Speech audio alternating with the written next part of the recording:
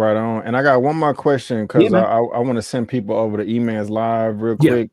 How did you feel about the post credit scene with with Yelena going Yeah. to the grave of Yep. Natasha? So we know that this is post Endgame, Mm-hmm. this scene, Mm-hmm. and she goes up to the grave trying to pay her respects. She's working for Valentina now.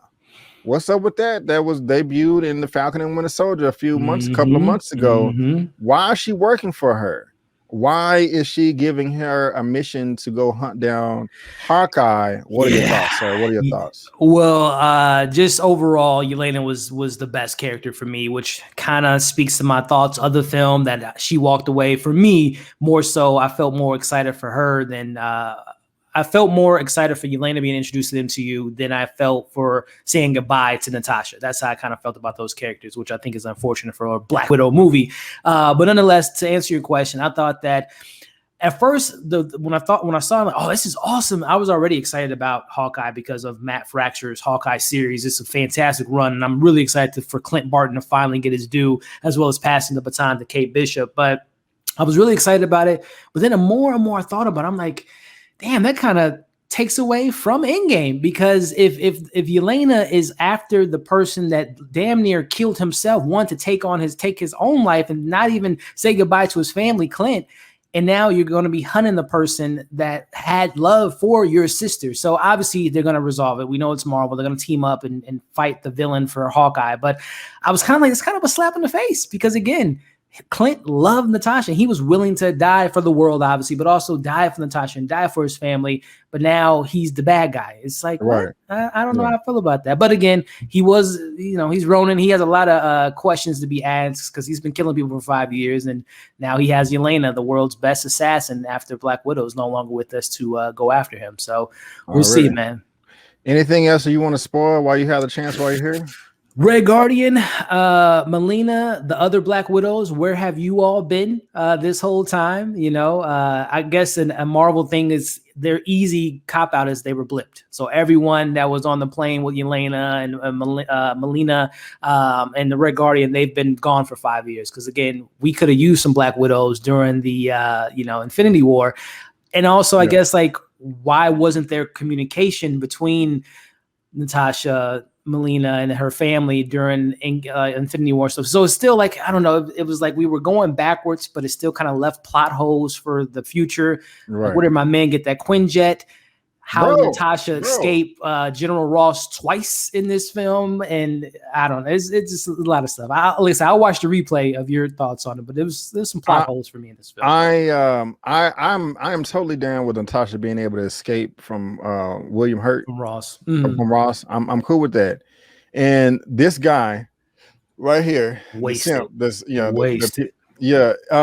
like a real comic book character? Yeah, Rick Mason, I think his name is. He's a Shield. He's a pretty interesting character, but this one he's just, as he said, a simp. He's just a tech guy. I believed everything he was able to get her except for the Quinjet. I'm like, bro, how the F did you get a Quinjet? I just don't believe that. You got some pull, bro, but you don't got that much pull. You know what I mean? So it is what it is. But let's see, that end credit scene I didn't like either. How did the writers think they could get away with seeing Barton kill Natasha? Is that people wouldn't know about the sacrifice she made for the Soul Stone. Well, you feel very passionate about that. To me, end credit scenes are not supposed to answer questions. They're supposed to make you ask them. And so I just kind of look at it different. Like, man, I can't wait to see how they're going to bring this into the new story. And when you say how people, like as if people wouldn't know about the sacrifice, you can't say people, you can only say Yelena, because to our understanding, we only know that she knows that information, that that Hawkeye is the one responsible for her death. Nobody else knows that, to our understanding, based off the scene right here. But let's talk about that. Let's talk about that real quick. Let me see here. Hold on. Post-credit scene. So let's bring this up again. So Soccer said that end credit scene I didn't like either. How did the writers think they could get away with saying Barton killed Natasha, as if people wouldn't know about the sacrifice she made for the Soul Stone? And again, I don't know if people will know about that sacrifice.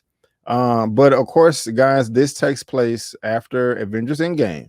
It took me a while to kind of pinpoint that, but I was like, wait a minute, this is Natasha Black Widow's grave. You know, she's dead. Of course, she died in Endgame, so this is, you know, after that.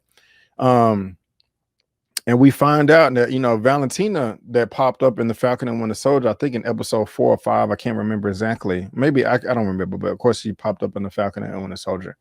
But Yelena is working for Valentina.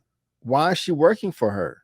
What is that about? What was her previous mission that she was on a vacation on, that she was mad that she that, you know, that she was interrupting, because she was like, you know, hey, you shouldn't be interrupting me while I'm on vacation, you know. And I would think that, well, I was going to say, I would think that Natasha and Yelena would have caught up as far as past events and her relationship with Hawkeye, but there was a lot going on between Civil War, this Black Widow movie, in the beginning of Infinity War. So I can kind of believe that she was not able to kind of communicate with Florence Pugh as well. But why was Florence Pugh, why was she working for Valentina?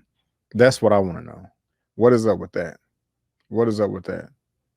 You know, I have to know. I have to know. And so